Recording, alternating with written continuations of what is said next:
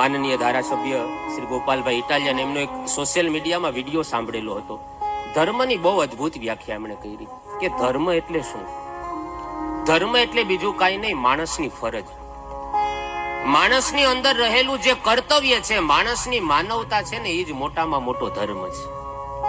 જે વ્યક્તિ પોતાની ફરજમાં રહેતો હોય અંદર એ સાચો ધર્મ માનવામાં આવે.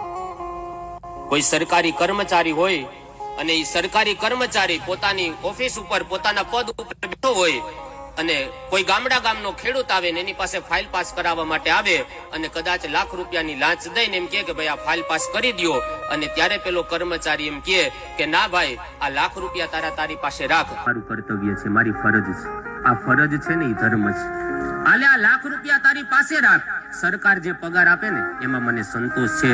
આમ લાંચ લીધા વગર કોકની ફાઇલ પાસ કરી દે ને, આ મોટામાં મોટો ધર્મ છે, આ ફરજ છે.